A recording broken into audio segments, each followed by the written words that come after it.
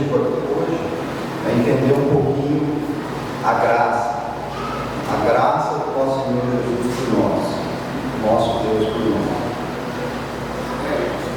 É engraçado a gente constatar que muitas vezes, depois de vários anos de caminhada cristã, nós percebemos que nós não compreendemos muito bem o que é graça. Às vezes a gente vê algumas passagens, a graça de Deus manifestada pelos homens. O que é essa graça? E se nós, que estamos na caminhada, não compreendemos muito bem, imagine as pessoas que estão no mundo, às quais ainda Jesus Cristo não foi apresentado. Então, isso é um motivo de muita preocupação, porque o viver nosso desse mundo, as tribulações desse mundo, passa pelo entendimento do que é graça, saber o que é a graça de Deus por nós. Nós cantamos 2 hinos agora, que fala que alegria e paz só Jesus pode dar, Um outro hino fala que a tua paz é como o rio, corre suavemente ao encontro do mar.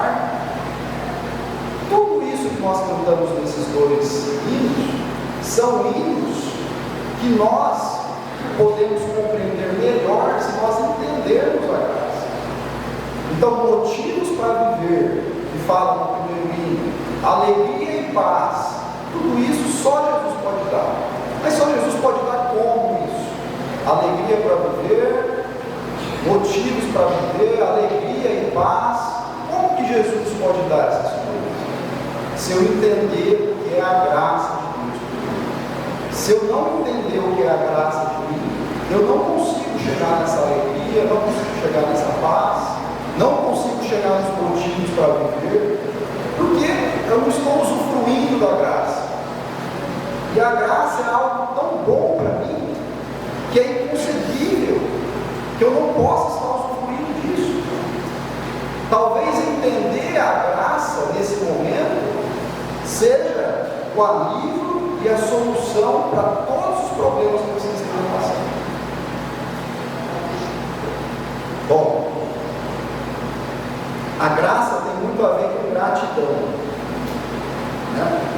E a gratidão nos leva a viver uma vida livre de angústias, de descontentamentos, de reclamações, de indignações, porque a graça é diretamente relacionada à gratidão, ao ser grato. Vamos dar 2 exemplos aqui de gratidão. Você sai de manhã, pega o seu carro, o pneu fura no meio do caminho, e você coloca, puxa vida, logo de manhã já há problema para resolver, não tem um dia de paz na minha vida. E a outra pessoa que está do seu lado te fala, você tem esse problema porque você tem carro. E se você não tivesse carro? Olhe para as bênçãos que Deus está te dando. Se tem um pneu furado, é porque você tem um carro. Muitas vezes você tem um filho, ou vê uma criança lá agitada, correndo para lá e para cá, e você fala, não sei mais o que fazer com essa criança, não aguento mais isso, essa criança tem problema, e ao invés de reclamar, você poderia estar pensando, poxa, que bom que meu filho tem saúde, que bom que eu estou falando isso agora, porque há muitas mães e pais lá no hospital com filhos desacordados no hospital, com filhos padecendo no hospital, com filhos que não conversam, com filhos que estão à beira da morte. Para onde você está olhando? Você está olhando para as coisas com gratidão, mediante a graça de Deus? A graça de Deus foi anunciada ao homem lá no Velho Testamento. Abram lá em Isaías 59.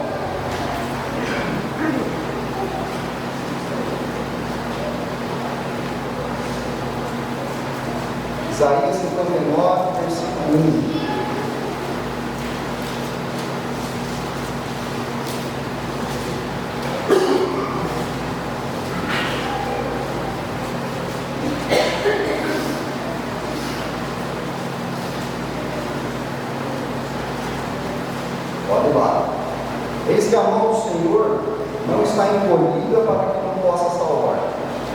nem surdo o seu ouvido para não poder ouvir. Então, Isaías começa falando aqui que Deus está ali sempre à disposição do homem, sempre esteve à disposição do homem. Então a mão do Senhor está ali sempre para salvar o homem, o ouvido do Senhor sempre está inclinado ao homem para ele ouvir. Mas o que aconteceu, que acontece aqui? Olha o versículo 2. Mas as vossas iniquidades fazem separação entre vós e o vosso Deus, e os vossos pecados encobrem o seu rosto de vós, para que vós não ouçam.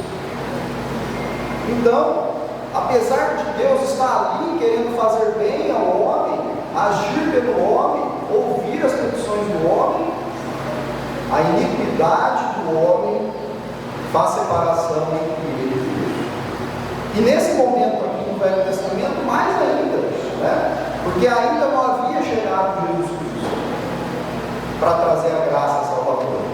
E é sobre isso que Isaías vai discorrer nos demais versículos agora. Para entender um pouquinho dessa iniquidade, olha o versículo 12. Porque as nossas transgressões se multiplicam perante ti, e os nossos pecados testificam contra nós.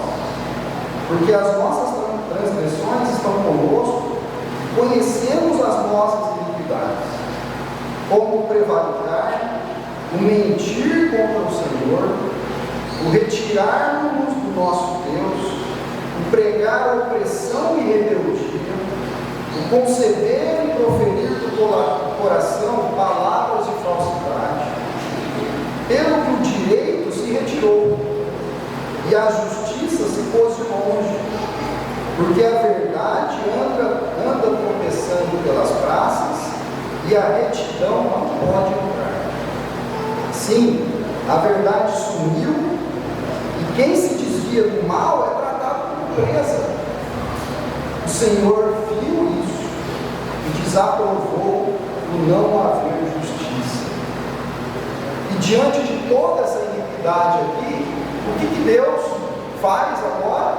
Deus viu isso, viu como o homem andava por caminhos maus, viu inclusive que aqueles que tentavam se portar conforme a verdade, e se desviavam do mal, eram tratados como presas. Ou seja, tudo ficou ao contrário, tudo virou ao contrário, né?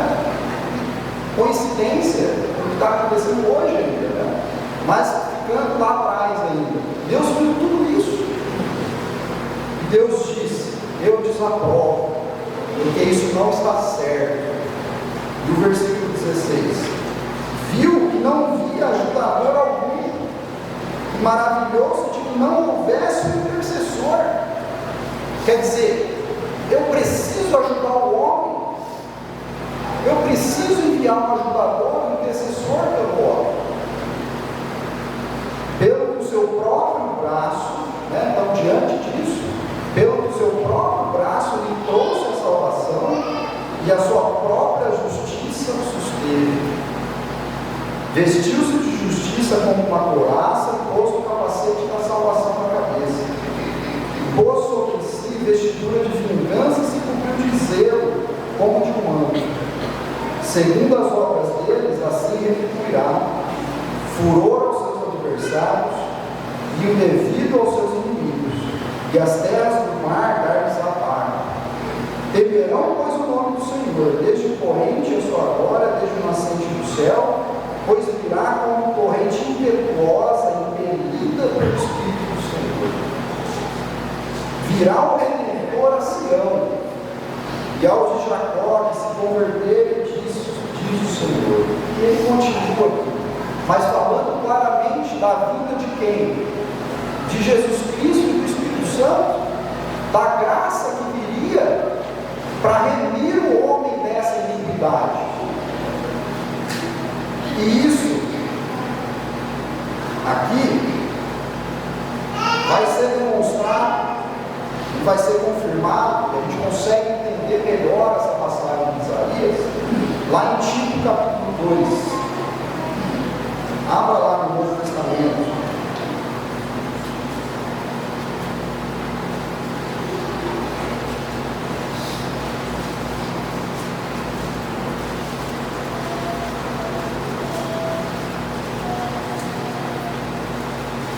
Tito capítulo 2, a partir do versículo 11.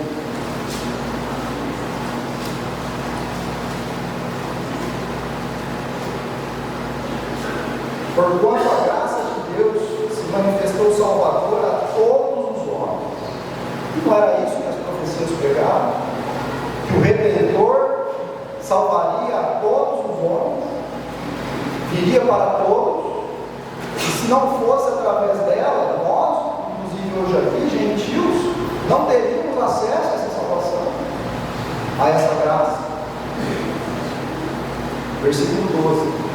Educando-nos, né? Então, o que essa graça que se manifestou salvadora faz? Educando-nos, ou em algumas versões aí, ensinando-nos, para que, renegadas a impiedade e as paixões mundanas, vivamos no presente século sensata, justa e piedosamente, aguardando a bendita esperança e a manifestação da glória do nosso grande Deus e Salvador Cristo Jesus, o qual assim mesmo se deu por nós. Olha só a graça, o qual assim mesmo se deu por nós, a fim de remir-nos de toda iniquidade. Olha lá, iniquidade de Isaías, e purificar para si mesmo um povo exclusivamente seu, zeloso de boas obras. Então, o livro a carta de Tito resume em 1, 2, 3, 4 versículos a graça de Deus. Ele mostra que o que foi dito lá em Isaías se cumpriu com a entrega de Jesus para nos perdoar, nos remir de toda aquela iniquidade. De toda aquela iniquidade. Essa graça é para todos os homens. Para todos. Não é mais só para os judeus, não é só para nós que estamos aqui, é para todos os homens que estão lá fora. Mas infelizmente as pessoas não entendem essa graça, como nós muitas vezes não entendemos, e por isso a gente deixa de desfrutar as maravilhas e as bênçãos que são relacionadas a essa graça. Então, a consequência disso é que os homens continuam a viver, a praticar exatamente tudo aquilo que Isaías bem descreveu naqueles versículos sobre iniquidade, e que quando a gente lê, fala a verdade, anda tropeçando nas praças, quem faz o bem é tido como presa, e a gente começa a ler e a gente fala assim, mas espera aí, Isaías está profetizando sobre a graça de Deus, sobre Jesus Cristo, lá no início do Novo Testamento, ou está profetizando sobre o que está acontecendo agora? Logicamente era sobre Jesus Cristo, mas a iniquidade é a mesma. Parece que ele está dizendo exatamente o que está acontecendo agora. E os homens continuam na iniquidade, por quê? Porque não querem alcançar a graça de Deus. E agora é pior ainda. A situação é pior do que aquela lá na época de Isaías, porque a graça está aqui entre nós. Jesus Cristo já veio, já se entregou por nós, e basta eu almejar essa graça, eu buscar entender essa graça, basta eu como homem perceber que como eu estou sendo pouco inteligente, quando eu continuo a sofrer e me angustiar nesse mundo por algumas coisas, que eu não precisava sofrer se eu estivesse na graça. Então, esses homens não querem viver pela graça. Principalmente, e aqui há mais uma resposta em Tito, porque a graça nos ensina a viver o quê? Piedosamente. O versículo 12, depois do 11, que ele fala que a graça de Deus se manifestou salvadora a todos os homens, ele começa o 12 falando assim, educando-nos. Quer dizer, essa graça é educando-nos, ou ensinando-nos. O quê? O que a graça ensina? O que eu, quando vejo Jesus Cristo morrendo por mim, o plano de Deus para me salvar, mesmo não merecendo isso, mas entregando tudo ali de bandeja para mim, olha aqui, filho, apesar de você não estar me buscando, eu estou te buscando, olha aqui, Jesus Cristo por você. E o que isso me ensina quando eu entendo isso? Ensina que, renegadas a impiedade e as paixões mundanas, vivamos no presente século sensata, justa e piedosamente. Então a graça tem uma lição para nós. Tem uma lição. O que é viver piedosamente? O que é viver piedosamente? Muitas vezes a gente não entende o real significado de algumas palavras. E a gente é tentado a achar que piedosamente é viver dó, né? Eu tenho tanta dó de tal pessoa, então eu sou uma pessoa piedosa. Não é isso. Viver piedosamente não é isso. Piedade não é isso. Você quer aprender o que é piedade? Resuma a piedade como devoção a Deus, devoção às coisas de Deus, ou seja, amor a Deus e também amor ao próximo. Piedade é isso. Então, o que é viver piedosamente? É viver amando a Deus e viver amando ao próximo. Engraçado, né? Como uma palavrinha, resume dois dos mandamentos principais, né? Que é amar a Deus por todas as coisas e amar ao próximo. Então, isso resume o que a piedade nos ensina, né? Então, renegadas a impiedade, quer dizer, tudo que é contrário a ser piedoso, né? Deus não liga com o amor de Deus na minha vida, por isso não amo a Deus, não ajo com gratidão perante Deus, e por consequência também não amo ao próximo, né? E notem aqui, vou fazer mais um parênteses aqui para vocês perceberem como o mundo hoje está em contradição. Porque as pessoas não conhecem a graça de Deus. Se não conhecem a graça de Deus, não conhecem o amor de Deus. Se não conhecem o amor de Deus, não tem gratidão para com Deus. Porque eu não sei, não quero saber o que Deus fez por mim. Então eu não tenho gratidão. Eu posso ter uma falsa gratidão, né? Mas eu não conheço a graça de Deus. E se eu não conheço, como eu vou amar o próximo? Hoje nós temos falsas campanhas por aí no mundo, e isso está contaminando o governo, o judiciário, uma falsa sensação de que o próximo está sendo amado. Como eu vou amar o próximo se eu não amo a Deus? Se eu não entendo o que é a graça de Deus por mim? Porque o amor vem depois da gratidão. Ele é posterior à gratidão, ele é posterior a esse entendimento. Então, renegadas da piedade e as paixões mundanas, vivamos no presente século, quer dizer, vivamos hoje como? Com sensatez, fazendo o que é certo e vivendo piedosamente. Então, essas são as características de uma pessoa que vive embaixo da graça. A graça nos dá o que então? Uma vida remida de iniquidade. Em primeiro lugar, uma vida remida de iniquidade. Porque se não fosse Jesus Cristo, estaríamos ainda na iniquidade. Estaríamos ainda no pecado. E depois nos qualifica para sermos o quê? Para sermos justos, sensatos e piedosos. Bom, para concluir, a graça é tão completa, que ela deve ser suficiente para nós. Eu comecei a mensagem aqui falando de como as pessoas, dei exemplos de como as pessoas vivem descontentes, vivem murmurando, vivem indignadas por pouca coisa, reclamam dos filhos, reclamam do carro, reclamam de tudo, reclamam até das bênçãos que elas recebem na vida delas. E dizem, nossa, eu estou em Jesus Cristo, mas por que está acontecendo isso?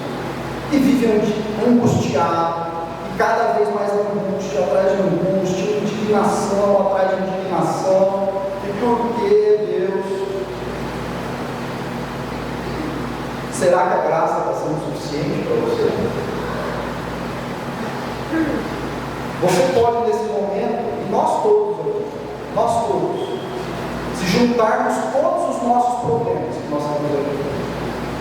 E eu não estou minimizando, né, o problema de cada um, mas se juntássemos todos os nossos problemas que nós temos hoje, Deus olharia para nós, como olhou para Paulo, na passagem que foi lida, e diria para nós: a minha graça te basta. A minha graça te basta. E realmente ela deveria bastar para nós. Deveria bastar para nós. Lembre-se dessa graça de Deus. E diga aí consigo mesmo, para você mesmo: Cristo já me deu tudo o que eu preciso. Cristo já me deu tudo o que eu preciso. Eu não preciso de mais nada para viver alegre, como Paulo menciona lá em 2 Coríntios capítulo 12, versículo 7. E Paulo diz: eu estou alegre porque estou passando por essas dificuldades. Eu estou alegre porque eu espinho na carne, que era uma enfermidade que ele tinha, e foi mantido. E eu dou glórias a Deus por isso. Porque Deus está me aperfeiçoando. Porque Deus tem um objetivo. E o objetivo maior de Deus é a minha salvação. Esse é o objetivo de Deus. Então diga aí para você mesmo: Cristo já me deu tudo o que eu preciso. E a minha vida, seja em que circunstância for, seja em qualquer circunstância, será justa, piedosa, sensata, por amor à graça de Deus. Que Deus nos abençoe nesse entendimento.